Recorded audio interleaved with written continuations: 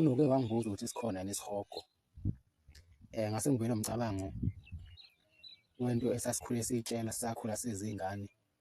Sasitshela ukuthi uma sifa sizofa siyosha esihogweni, usathane esixoxa ngemfoloko. Le nto yayihlukumeza kakhulu umoya wami ngoba ngangihlezi ngiyicabanga. Yayihlezi ishiwo njalo. Abazali babesisabisa ngayo ngisho sonile ukuthi uma sifa nje sesihogweni, usathane esixoxa ngemfoloko. Le nto ngangiyikholwa futhi yayingiphatha kabuhlungu emoyeni ngoba ngangihlezi ngicabanga ukuthi njengoba umlilo ushisa ubuhlungu kanjena nje ekubeni usashe umunyu nje kuphela, kuyoba ngakanani uma usushisa umzimba wonke. Kodwa ngithe uma sengikhula sengiba mdala, ngayibona le nto ingawakho umqondo ukuthi ungafike usebenzele usathane usesemhlabeni wone bese uthi uma usufile bese kuba uyena futhi okujezisayo oxoxa ngemfoloko esihogweni. Ngayibona le nto ingawakho umqondo ngoba ngangiye ngicabange nokuthi kunabantu nje abamkhonzayo usathane. Labo bantu bayoya kuphi-ke? Uma ukuthi nabo usathane uyobaxoxa esihogweni, kanti usathane uyobesebenzela ubani uma ukuthi yena uyojezisa futhi abantu ababe besebenzela yena, ababekade besebenzela yena esesemhlabeni.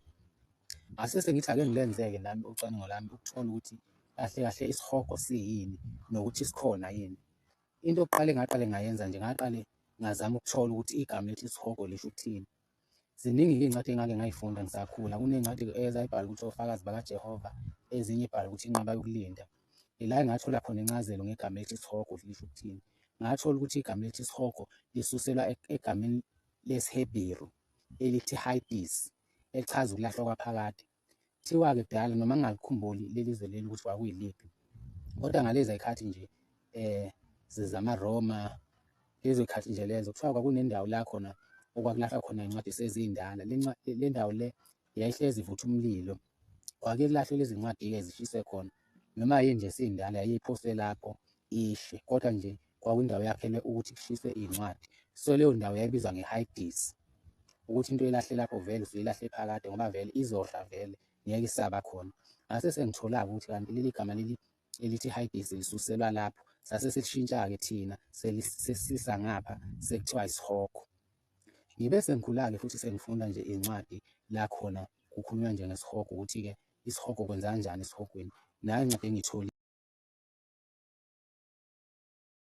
kule ncwadi kuyavela-ke ukuthi ngempela kukhona ukujeziswa ngokuthi ushe emlilweni. Kuyavela la ukuthi iy'ngilosi ziyothatha labo ababi abayizoni zibaphose kulowo mlilo loyo ekupheleni komhlaba. Lokho nje kuwubufakazi ngempela ukuthi isihogo sikhona futhi abantu bawujeziswa kusona.